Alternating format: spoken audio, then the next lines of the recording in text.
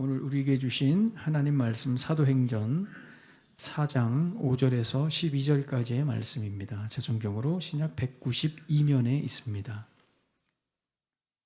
사도행전 4장 5절에서 12절까지의 말씀입니다. 이튿날 관리들과 장로들과 서기관들이 예루살렘에 모였는데 대제사장 안나스와 가야바와 요한과 알렉산더와 및 대제사장의 문중이 다 참여하여 사도들을 가운데 세우고 묻되 너희가 무슨 권세와 누구의 이름으로 이 일을 행하였느냐. 이에 베드로가 성령이 충만하여 이르되 백성의 관리들과 장로들아, 만일 병자에게 행한 착한 일에 대하여 이 사람이 어떻게 구원을 받았느냐고 오늘 우리에게 질문한다면 너희와 모든 이스라엘 백성들은 알라. 너희가 십자가에 못 박고 하나님이 죽은 자 가운데서 살리신 나사렛 예수 그리스도의 이름으로 이 사람이 건강하게 되어 너희 앞에 섰느니라. 이 예수는 너희 건축자들의 버린 돌로서 집 모퉁이의 머릿돌이 되었느니라. 다른 이로서는 구원을 받을 수 없나니 천하 사람 중에 구원을 받을 만한 다른 이름을 우리에게 주신 일이 없음이라 하였더라. 아멘.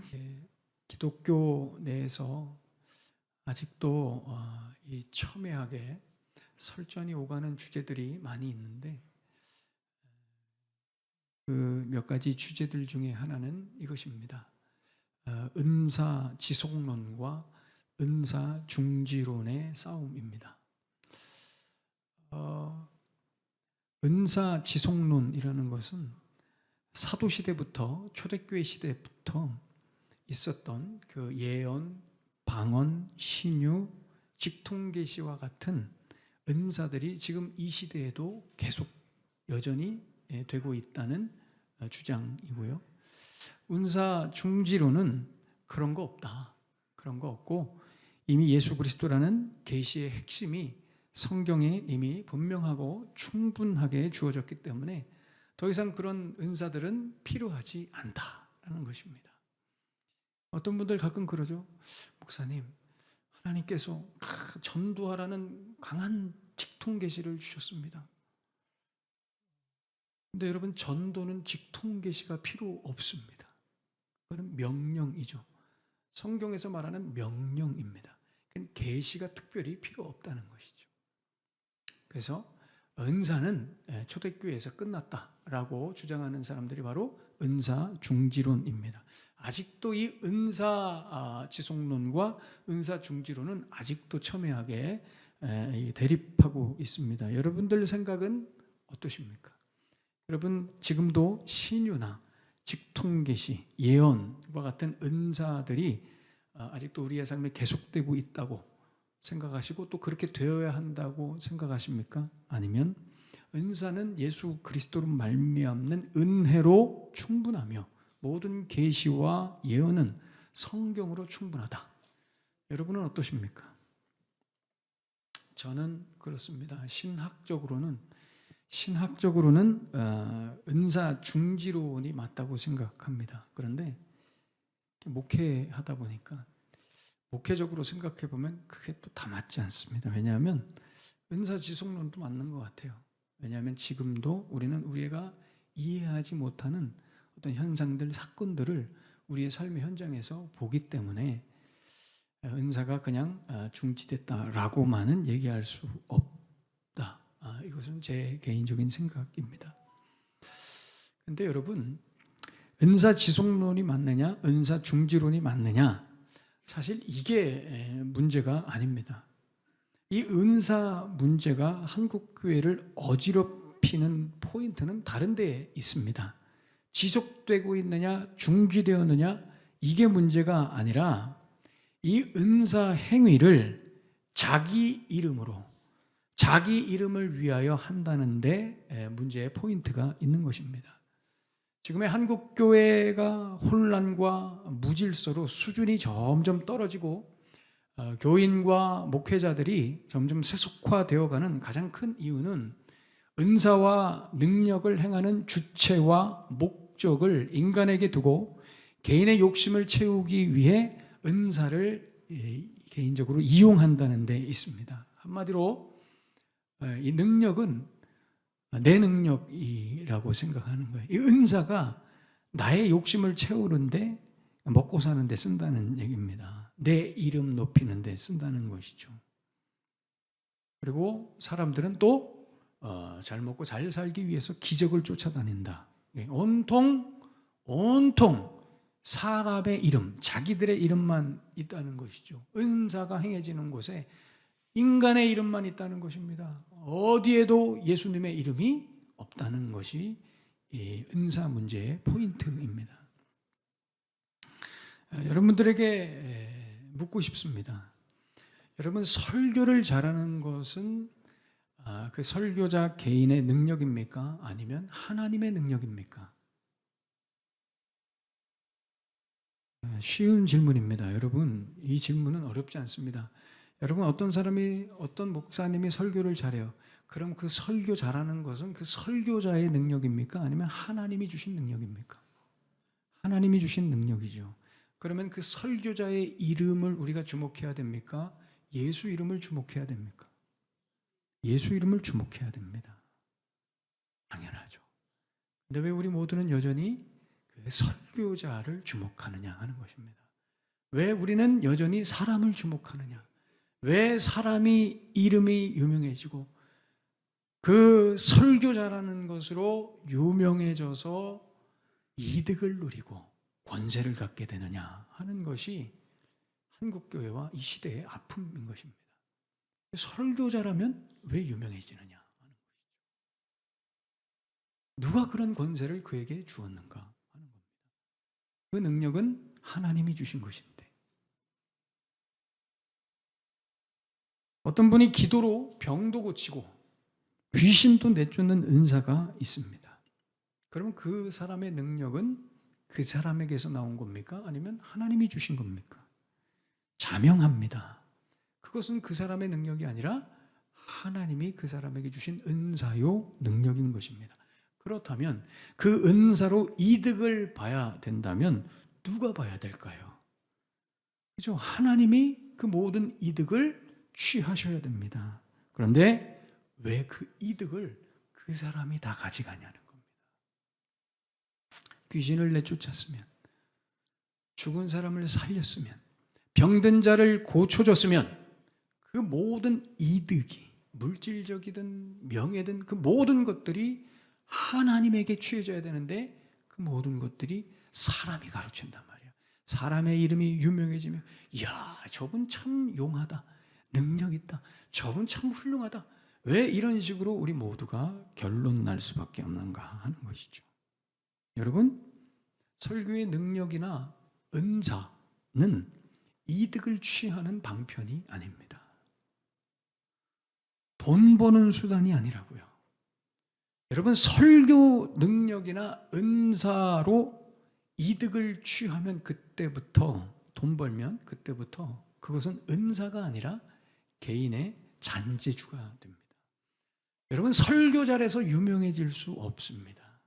설교 잘해서 돈 벌 수 없습니다. 설교 잘해서 권세가 생길 수 없습니다. 모든 것들은 뭔가 문제가 있는 것입니다. 하나님의 일이거든요. 설교 잘해서 뭔가를 얻기 시작하면 그것은 하나님이 그 사람을 쓰시는 것이 아니라 그 사람이 하나님을 이용해 먹는 것입니다. 그것을 우리는 무속 종교요 샤머니즘이라고 하는 것입니다. 그러니까 하나님이 인간을 쓰시는 것이 아니라 인간이 하나님을 이용해 먹는 것이 여러분 무속 종교입니다. 제가 몇 주 전에 파묘라는 영화를 봤습니다. 제가 좀 이렇게 몸이 비실비실하거나 좀 이렇게 뭐랄까요, 컨디션이 안 좋을 때는 꼭 제가 저런 영화를 보면서 제가 좀 공부합니다. 그러니까 책 읽기가 힘든 때 있잖아요. 그때는 저런 영화를 보면서 제가 공부합니다. 최근 몇 주 제가 좀 빌빌대가지고 그 아픈 기간에 제가 저 영화를 이렇게 좀 보게 됐는데요. 저기 보면 김고은 씨가 무당으로 나옵니다. 저 영화를 보면서도 제가 느낀 건데요. 무당들은 항상 보면 패턴이 똑같죠. 북치고 꽹가리치고 당모가지 비틀어서 피 흘리고 작두타면 어김없이 귀신이 나타나서 도와준다는 패턴입니다. 그 귀신들은 인격도 의지도 없습니다. 당모가지 비틀고 작두타면 무조건 나오는 겁니다. 북치고 꽹가리치면 무조건 나오는 겁니다. 그래서 그 무당을 이겨주죠. 도와줍니다. 그리고 그 무당들은 막대한 돈을 벌고 끝나는 겁니다. 생쇼죠. 라이브입니다. 생쇼. 한마디로 생쇼입니다. 거기 보면은 막 김고은 씨가 칼로 몸을 베도 장작불에다 손을 넣어도 끄떡도 하지 않는, 목사님 너무 대단하지 않습니까? 여러분, 뭐가 대단합니까? 그게 작두를 타는 것이 뭐가 대단합니까? 그래 봐야 그걸로 돈 버는 것입니다. 뭐가 대단합니까? 신을 불러 돈을 버는 행위가 뭐가 대단하냐 말이에요. 그것으로 나라를 구합니까? 무슨 어떤 영광이 있습니까? 그냥 아무런 주권도 인격도 없는. 여러분, 기독교는 다릅니다. 우리가 믿는 하나님은 치성을 드린다고, 당모가지를 비튼다고 하나님은 우리에게 오시지 않습니다. 우리 하나님은 인격이고 의지시고 주권이 있으시기 때문에 우리가 치성을 드린다고 해서 오시는 분이 아닙니다. 그렇다는 것은 기독교는 능력이나 은사로 사람이 돈을 벌거나 이득을 취할 수 있는 종교가 아닙니다. 기독교는 모든 은사와 능력에 있어서 그 결과가 오직 하나님께만 영광으로 돌아가고 영광의 원인이신 예수님의 이름만 드러나게 되는 줄로 믿습니다. 이 말을 여러분들이 주목하셔야 됩니다.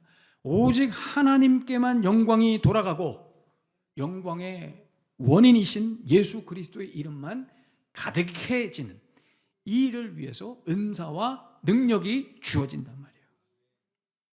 사람에게 권력 주고 명예 주고 돈 벌게 해주고 이런 거 위해서 여러분 능력이나 은사가 있지 않는단 말이에요. 그래서 여러분, 설교 잘해서 돈 벌 수 없습니다. 아무리 설교 잘해도 유명해지면 안 됩니다. 이득을 취할 수 없습니다. 오늘 본문 5절 6절에 보시면 오늘 나오는 관리들, 장로들, 서기관들, 대제사장, 6절에 나오는 이 대제사장들, 이 사람들이 바로 그런 사람들입니다. 하나님을 이용해서 권력과 명예를 누리고 돈 벌려는 부류들입니다. 사회 기득권자들이죠. 종교 장사꾼들입니다. 이 사람들이 오늘 하나님의 사람들 베드로와 요한에게 이렇게 질문합니다. 7절, 너희가 무슨 권세와 누구의 이름으로 이 일을 행하였느냐? 여러분, 이게 무슨 의미냐면요,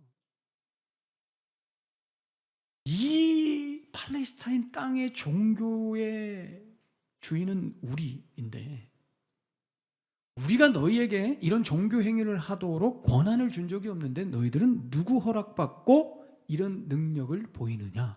이런 질문인 것입니다. 한마디로 허락도 없이 왜 남의 구역에서 장사하느냐? 이런 질문인 것이죠. 어처구니 없는 질문입니다. 여러분, 교회는 경쟁하지 않습니다. 경쟁이라는 것은 신뢰를 추구하는 집단에서나 하는 것입니다. 기업이나 비즈니스, 장사에서나 있는 것이 경쟁입니다. 교회는 여러분 서로 경쟁하지 않습니다. 니네 교회가 좋니? 우리 교회가 좋니? 이런 비교나 경쟁은 우리 스스로의 수준을 내리까는 행동들입니다. 이 교회는 여러분 비교하지 않습니다. 경쟁하지 않습니다. 경쟁하는 그 순간 예수님이 주인 되시는 생명 공동체가 아니라 돈 벌어 먹고 살기 위한 생존을 위한 사업체로 전락하게 되는 것이죠. 교회는 절대 경쟁하지 않습니다. 사업체는 좋은 상품을 가지고 있어야 됩니다. 그죠? 그래야 경쟁할 수 있잖아요. 안타까운 것은 요즘 교회들이 이러고 있어요. 좋은 상품을 가지려고 애를 씁니다. 그리고 그것 가지고 경쟁하고 이기려고 하죠. 때로 목회자의 학력이나 경력이 좋은 상품이 그 교회에 좋은 상품이 되기도 합니다. 그러니 목사님들이 자꾸 해외에 가서 스펙 쌓으려고 그러죠. 유학을 갔다 오는 것과 목회를 잘하는 것이 무슨 관계가 있습니까? 저의 이 인생의 이 통탄스러울 만한 한은 뭐냐면 제가 유학을 안 갔다는 것입니다. 유학을 갔다 와서 이런 소리를 해야 되는데 갔다 오지도 못하고 이런 소리를 하니 아무런 설득력이 없는 거예요. 감사하게 제 동생이 유학 가서 공부 열심히 해서 제 한을 풀어줬는데, 여러분, 유학이라고 하는 것은 말 그대로 학문을 하러 가는 것입니다. 학자가 되는 것이죠. 목회랑은 아무 상관이 없습니다. 그런데 왜 그렇게 유학 갔다 온 목사님들을 원하느냐? 우리 모두가 원합니다. 우리 목사님은 유학 갔다 왔어. 한이면 내가 갔어야 되는데.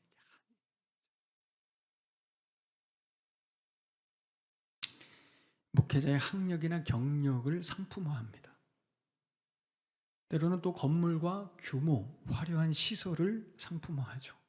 좋은 프로그램, 또 어떤 그 목회자의 능력, 기적, 은사 이런 것들을 상품화합니다. 우리는 이런 상품을 가지고 있어. 경쟁하고 자랑하고 다른 교회를 이기려고. 이 얼마나 어처구니 없는 상황이냐 말이죠. 그러니 가만히 보면 교회에서 하는 모든 일들이 말 그대로 경쟁을 위한 비즈니스 차원에서의 일, 업무가 되어가고 있지 않은가 생각됩니다. 오늘 본문 다시 7절을 보시면은요, 여러분 다시 7절을 보시면 우리가 다시 볼 때는 좀 한 군데 포인트를 두고 보겠습니다. 바로 일이라고 하는 단어입니다. 너희가 무슨 권세와 누구의 이름으로 이 일을 행했느냐라고 나오죠. 여러분, 여기서 나오는 이 일이라고 하는 단어는 헬라어로 에르곤이라고 하는 단어인데, 이 단어는 어떤 업무, 타스크 혹은 노동, 레이버를 의미합니다. 어떻게 너는 어떤 권세로 이 업무, 이 노동을 하고 있느냐 말이에요. 그러니까 종교인들에게 있어서 이 안진뱅이가 일어난 사건은 하나의 종교적 이득을 취하기 위한 일로밖에 안 보였던 것입니다. 베드로가 이것을 바로잡죠. 9절에 만일 병자에게 행한 착한 일에 대하여 이 사람이 어떻게 구원받았느냐고 오늘 우리에게 질문한다면, 여러분 이게 무슨 말입니까? 질문을 먼저 바로잡습니다. 그건 일이 아니라 구원이다. 질문부터 틀려먹었다 이겁니다. 질문부터 바로 잡고 지금 베드로가 대답을 해주는 거예요. 그 사건은, 그 일은 니들이 맨날 하는 장사에서 돈 벌어먹는 종교적 일, 에르곤이 아니라 이것은 하나님이 행하신 구원, 소조이다. 그래서 그 문장에 보면 에르곤과 뒤에 소조가 다 나오죠. 우리가 한 이 기적은 너희들처럼 돈 벌어먹기 위한 사업, 일이 아니라 10절에 강조하는 것처럼 너희가 십자가에 못 박고 하나님이 죽은 자 가운데서 살리신 그 나사렛 예수 그리스도께서 이 시간 직접 행하신 일이다 말이에요. 구원이다 말이에요. 그건 일이 아니라 구원이다. 인간의 이름으로, 인간의 이름을 위해 뭐 이득을 취하겠다고 행한 인간의 일이 아니라 예수 그리스도께서 직접 예수님의 이름으로 행해진 구원이다 말입니다. 그래서 하반신 마비되어 40년 동안 못 일어났던 사람이 일어나게 된 이 사건은 의학적이고 생물학적인 치유 사건이 아니라 예수께서 그 보혈로 죄사함을 행하신 영적 구원 사건이다. 부활 승천하신 예수께서 지금도 살아계셔서 이 일을 행하셨다.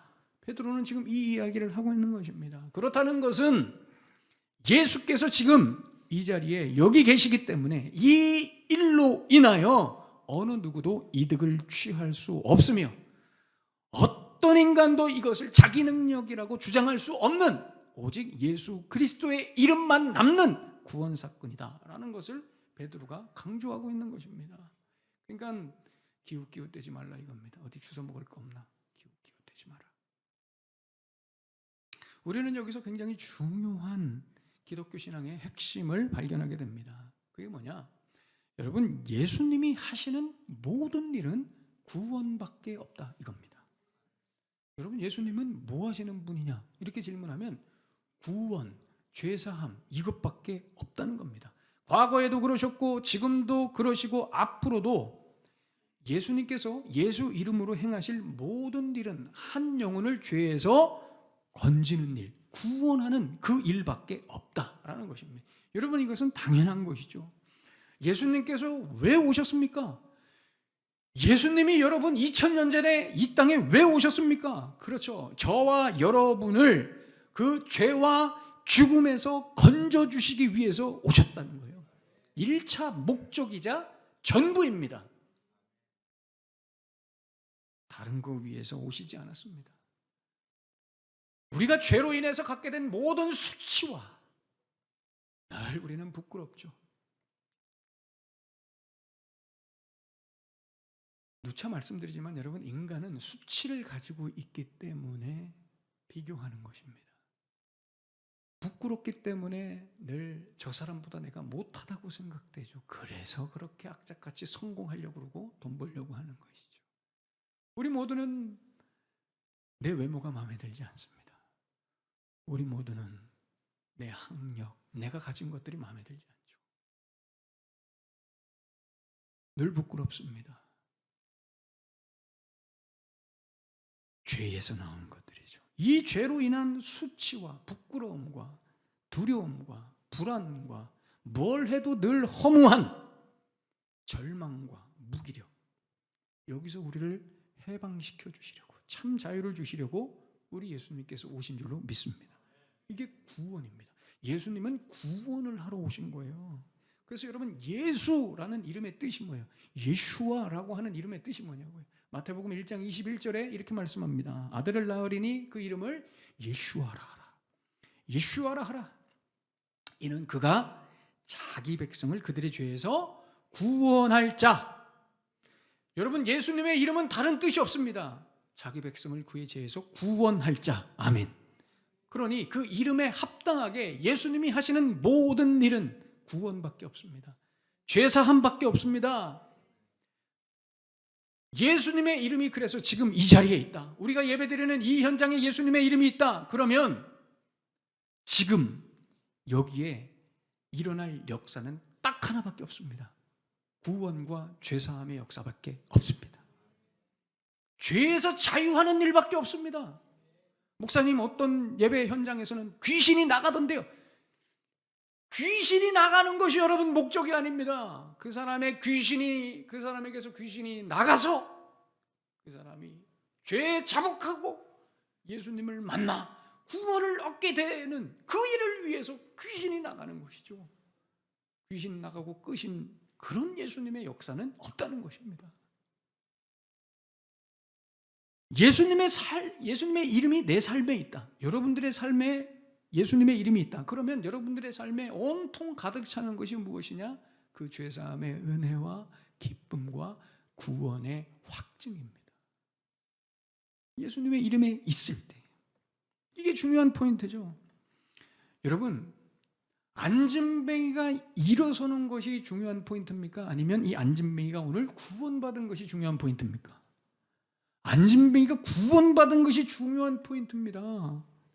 만약 안진뱅이가 일어선 것으로, 그 기적으로 끝났다, 이것은 절망입니다. 아무런 소망이 아닙니다. 여러분, 그것은 어떤 유익도 없습니다. 절망, 아무것도 아닌 거예요. 아무것도 아닌 거예요. 왜요? 그 일은 예수님이 하신 일이 아니니까. 안진뱅이를 일으키는 것은 귀신도 할 수 있습니다. 의사도 할 수 있습니다. 그러나 구원까지 가야 그 자리에 예수님의 이름이 있다는 것이 확증되는 것이죠. 예수 이름이 있는 곳엔 반드시 구원이 있고 죄사함이 있고 자유가 있다. 그런데 일어나기만 하고 끝났다. 이건 절망이라는 거. 아무것도 아니. 목사님 그래도 일어났잖아요. 목사님 그래도 일어났잖아요. 평생의 질병을 고쳤잖아요. 여러분, 우리들의 이런 생각들, 우리들의 이런 연약함, 우리들의 이런 인간적 욕심 때문에 사람들의 이름에 판을 치는 것입니다. 자꾸 그러니까 여러분 우리가 이런 데만 쫓아다니니까 사람들이 장난하는 거라고요. 자꾸 사람들이 이름이 드러나고 그 사람들이 이득을 보고 장사를 하는 것입니다. 일어나기만 하면 된다. 병만 고쳐지면 된다. 귀신만 나가면 된다. 우리의 좋은 대학만 가면 된다. 좋은 직장에 취직만 하면 된다. 그저 평탄하기만 하면 된다. 여러분 거기서 끝난다면 그런 것들은 예수님의 이름과 아무 상관이 없는 것입니다. 거기에 예수님의 이름이 없는 거예요. 구원까지 가야, 죄사함까지 가야 예수님의 이름이 거기에 있는 것이에요.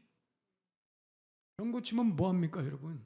죄와 죽음은 그대로 있는데 귀신 나가고 성공하면 뭐합니까? 여전히 두렵고 수치로 부끄러움으로 절망에 눌려 사는데.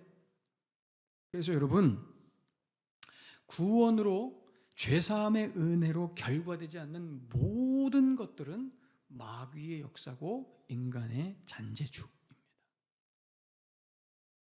예수님은 재주를 부리러 이 땅에 오시지 않았습니다. 예수님은 저와 여러분의 죄를 위해서 오셨습니다. 기억하셔야 됩니다. 죄를 위해서 오셨다고요. 우리가 자꾸 이런 잔재주에 주목하니까 언제나 사람이 영광받고 사람이 주목받는 것입니다. 아, 능력이 있어, 은사 있어, 야, 저 사람 설교 잘해. 그러니까 그 사람 이름만 있는 거예요. 예수님의 이름은 없고 그 사람 이름만 있는 거예요. 그러니까 그 사람은 배부른 것입니다. 이득을 취하는 것입니다. 명예를 얻고 권세를 얻는 것이죠. 사람의 이름만 난무한 것입니다. 다 자기들 이름만 있죠. 허울 뿐인 기독교고 알맹이 없는 기독교입니다. 예수 이름 없는. 여러분 다시 정리해 보겠습니다. 다시 정리하겠습니다. 여러분 병이 고쳐지는 것이 포인트입니까? 죄사함 받고 구원 받는 것이 더 중요한 포인트입니까? 죄사함 받고 구원 받는 게 중요한 포인트입니다. 귀신이 나가는 게 중요한 포인트가 아닙니다. 귀신이 나가고 난 다음에 죄사함 받아 구원 받는 것이 더 중요한 포인트입니다. 우리 애가 좋은 대학 가는 게 중요한 포인트가 아닙니다. 우리 애가 죄사함 받고 구원 받는 것이 중요한 포인트죠. 뭐가 중요한 포인트입니까? 조금 더 가볼까요? 여러분 설교 듣고 감동하여 위로받고 내 기분이 만족되는 것이 중요한 포인트일까요? 아니면 죄사함의 은혜를 다시 경험하고 십자가가 막 내 가슴에 다시 새겨져서 구원이 확증되는 것이 더 중요한 포인트일까요? 여러분 제가 자꾸 이렇게 설교를 이야기하는 이유가 뭐냐면 제가 지난 2주 동안에도 쉬면서 늘 매 순간 고민했던 것이 이거였습니다. 왜 설교를 잘하면 유명해질까 하는 것입니다. 유명해진다는 것은 곧 부귀영화가 따른다는 것입니다. 왜 여러분 설교를 잘하면 유명해집니까? 왜 유명해져야 됩니까? 왜 설교를 잘하면 설교자들이 그 유익을 누려야 됩니까? 하나님이 주신 능력인데 왜 예수님의 이름이 없고 사람의 이름이 있느냐는 거예요. 이게 고민이었습니다. 여러분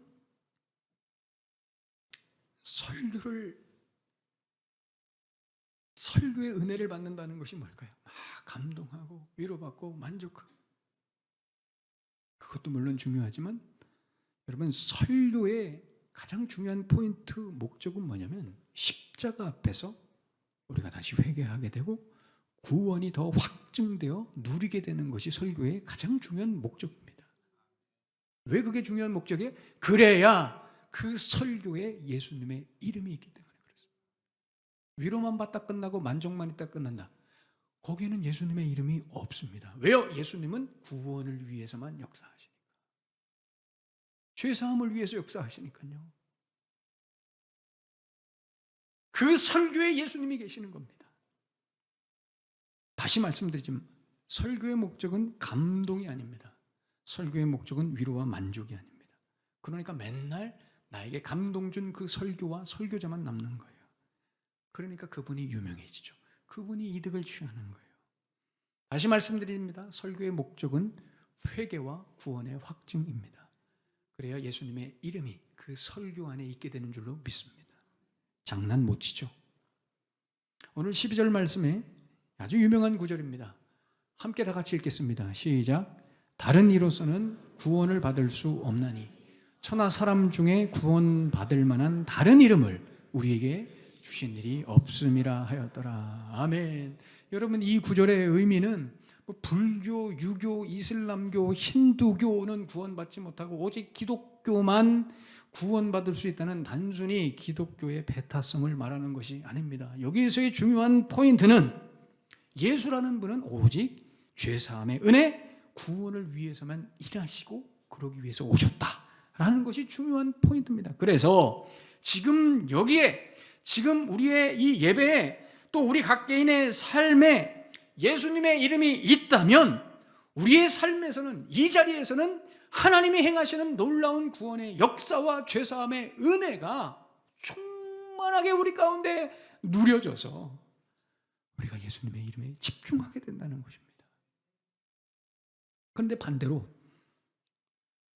우리의 신앙생활에 이 죄사함과 구원의 은혜, 죄사함의 은혜와 구원이 모호해지고 그 감동이 식어지고 점점 사라져가고 있다면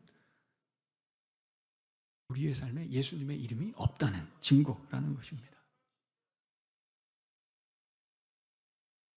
그러니까 이 오늘 12절의 이 구절은요, 무슨 말이냐면 기독교의 배타성을 말하는 것이 아니라 예수 그리스도의 이름이 여기에 너희들의 삶에 있느냐 없느냐의 문제를 언급하는 것입니다. 안진뱅이가 일어났다고 여러분 만족하지 마라 이겁니다. 병 고쳐졌다고, 귀신 나갔다고, 내가 계획한 것들이 다 되었다고 만족하지 마라 이겁니다. 그거는 구원이 아니다 말이야. 거기까지는 구원이 아니다. 아무리 신기한 기적이라도 구원이 아니다 이겁니다. 예수님과 상관없는 것들이라 이겁니다. 예수님이 계시면, 예수 이름이 있으면 반드시 구원과 죄사함의 은혜가 있다. 그 예수 이름을 누리라 이겁니다. 사랑하는 여러분, 여러분 안에 예수님의 이름이 있으십니까? 여러분, 예수라는 그 이름, 그 예수라는 이름만 여러분들 안에 삶에 있는지 늘 돌아보셔야 됩니다. 그럼 다른 거 필요하지 않습니다. 그걸로 충분합니다. 그 이름으로 충분합니다. 그 예수라는 이름이 모든 것을 살리고 회복시킵니다. 새롭게 합니다. 우리의 믿음은 거기에 있습니다. 우리 예수님이 모든 것을 회복시키실 거예요. 새롭게 하실 거예요. 그분의 이름이 달라지게 할 거야. 어디에 소망을 두십니까, 여러분? 예수라는 이름. 죄에 끌려다니지 않게 합니다. 늘 우리의 구원을 확증하는 것입니다. 사랑하는 여러분, 기독교라는 종교 안에 있다고 안심하시면 안 됩니다. 종교라는 일로 호객행위 하는데 쫓아다니지 마십시오. 사람 이름 따라다니지 마십시오. 거기에 구원 없습니다, 여러분. 예수 이름만 붙드시는 여러분 되시기를 축복합니다. 여러분 안에 다른 이름을 두지 마십시오. 오직 예수님의 이름만 두십시오. 사람의 이름은 다 지워버리십시오. 설교로 유명해지는 것은 정상적이지 않습니다. 우리 원흥성공교회 성도들은 이 정도 수준이 되어야 됩니다. 흔들리지 마십시오. 사람 의지하지 마십시오. 사람 이름 붙들지 마십시오. 오직 여러분들의 삶에 예수님의 이름만 가득하도록, 우리 아까 남성중창단이 찬양했듯이 예수님의 이름 붙들고 우리 예수님과 동행하는 삶만 살아가시는 그런 여러분들의 복된 삶 되시기를 예수님의 이름으로 축원합니다. 기도하겠습니다. 오늘 주신 말씀 우리 가슴에 품으시면서 우리 기도하겠습니다. 예배의 성공은 뭘로 판단할까요? 뭔가 기분이 좋아졌어. 뭔가 뿌듯해. 여러분, 이게 예배의 성공입니까? 오늘도 내가 이 자리에 있어 예배를 드렸어. 이게 예배의 성공입니까? 그렇지 않습니다. 혹은 어떤 감정의 카타르시스나 위로, 만족, 거기까지만이 여러분 예배의 성공이 아닙니다. 예배의 성공은 우리 모두가 예수님의 그 존귀하신 이름을 다시 생각하고 십자가의 은혜가 우리의 가슴에 새겨지는, 회개하고 자복하고 내가 누구인가를 다시 고민하고 오직 예수님의 이름만 우리가 붙들게 되는 것이 예배의 성공인 줄로 믿습니다. 그렇게 사셔야 됩니다. 이번 한 주간도 사람 이름 붙들지 않고 내 이름으로 살아가지 않고 예수 이름으로 살아갈 때 우리의 구원은 더 확증되며 그 은혜를 누리며 살아가게 되는 것입니다. 기도하시기 바랍니다. 주님, 다른 이름 의지하지 않고 예수 이름만 의지하는 내 삶, 우리 공동체의 예배가 되게 하여 주시옵소서. 한국교회가 더 이상 뭐 하나 잘하는 것으로, 능력으로, 은사로, 설교로 유명해지지 않도록 한국교회 오직 예수님의 이름만 드러나도록 이 땅을 긍휼히 여겨 주시옵소서. 오늘 주신 말씀 가슴에 품으시면서 우리 함께 뜨겁게 한번 기도하겠습니다. 살아계신 하나님 아버지 감사합니다. 주여, 우리를 긍휼히 여겨주시고 주님, 주님, 예수여, 예수여, 예수여, 오직 주님의 이름만 우리의 삶에, 우리의 공동체, 한국교회에 충만하게 주님, 주님. 오, 이번 한 주간도 예수의 이름 안에 거하고 싶습니다. 주여, 은혜를 긍휼히 여겨주시고 불쌍히 여겨 주시옵소서. 불쌍히 여겨 주시옵소서. 불쌍히 여겨 주시옵소서. 하나님 감사합니다. 다시 그 생명의 이름을 가슴에 담습니다. 예수여, 우리 가운데 오시어서 구원을 행하신, 모든 죄와 저주, 죽음의 권세를 물리치신 예수여, 늘 우리 가운데 임재해 주시고 내 삶을 이끌어가 주시옵소서. 다른 이름이 우리의 삶에 있지 않도록 우리를 지켜주시고, 특별히 사랑하는 주의 백성들의 삶의 모든 영역, 교회 공동체, 또 한국교회 가운데 사람의 이름이 유명해지고 드러나는 것이 아니라 오직 예수님의 이름만이 흥왕해지는 우리 모두가 되게 하여 주시옵소서. 예수님의 이름으로 축복하며 기도하옵나이다. 아멘.